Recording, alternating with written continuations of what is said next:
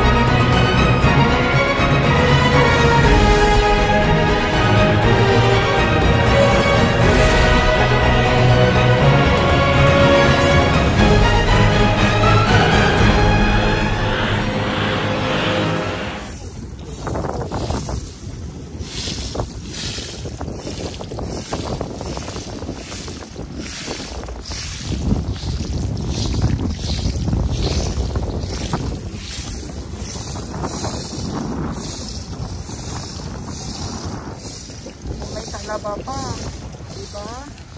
Kaya sabi ko nga sa inyo, so halo-halo ko yung mga lamang dagat na napabat pa dito sa Manila Bay sa ating mga nakukuhanan din po natin. At syempre yung ating mga Manila Bay Warriors katulad itong MMDA na nagharapan natin ngayon. So sila talaga yung nandito araw-araw sa Manila Bay Dolomite Sand. At iba din naman po yung nandito sa Manila Island Crab, ating DPS Mandaragat naman po. Yung ating Estero Rangers na DNR, so nandito din.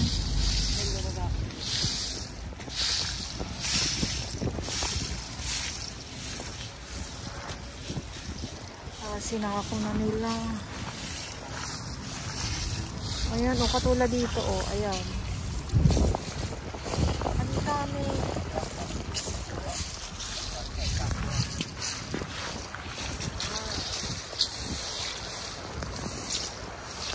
Ito, o. Siguro pag dito lang talaga na ano napapadpa dito sa tabi.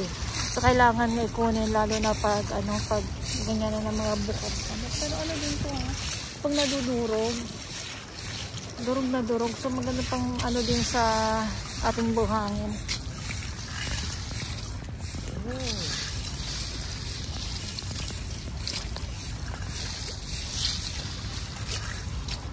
Ating buhangin.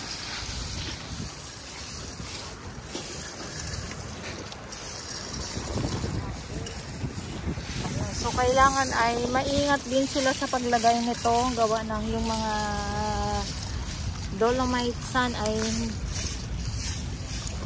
hindi siya mapasama. At eto nga no, so bukod dito sa halaan, ay ano ba yun?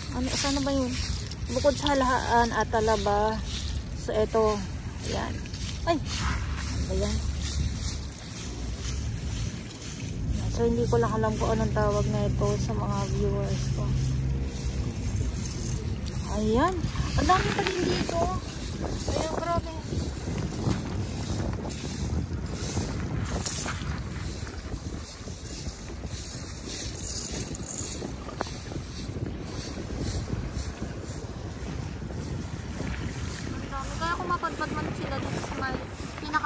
talaga. So, makukuha din po yan, malilinis din po yan ng ating mga warriors po. Katulad na lang nito, nandito ngayon sa ating harapan itong Manila Bay Warriors MMDA. Pero pag yung nandiyan mismo sa sa tubig, ang makukuha talaga niyan yung mga plastic, yung mga ganyan. Pero yung ito, ayan, nadudurog din naman kasi ito pag katulad nga, pag naapakan ko, nadudurog sila.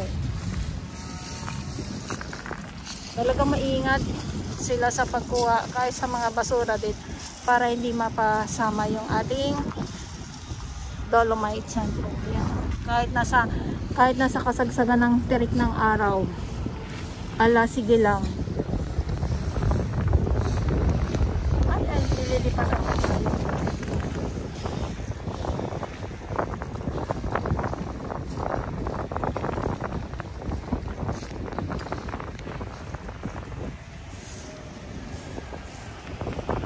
At para madala dito sa tabi naman ay kailangan meron silang ganito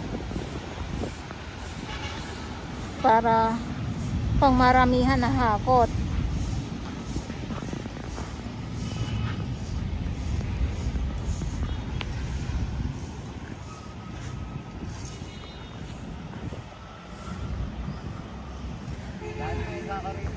Ayan. So dito muna tayo. Tanghali na po. So good afternoon sa inyong lahat. At sa mga baguhan, yes, welcome sa channel ni Miss Jolani Dorabals. Mali niyo po ako ng buong buo. Yun ay hindi galing sa ilong ng Maricina. Pero subuhan. So tanghali na po. Ayan. Meron pa din namamasyal, parang iilan lang yan sila. Wala po kasi talagang mananatili ng matagal dito sa loob ng dolomite pag ganito ka tirik ang araw po.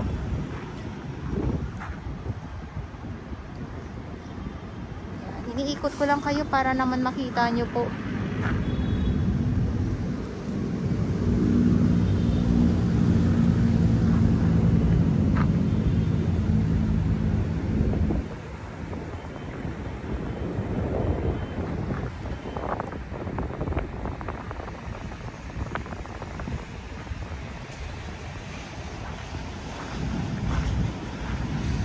At yung ating mga namamasyal dito naman sa may dyan nakaupo, sa pahinga lang din sila dahil medyo malilim sa side na yan.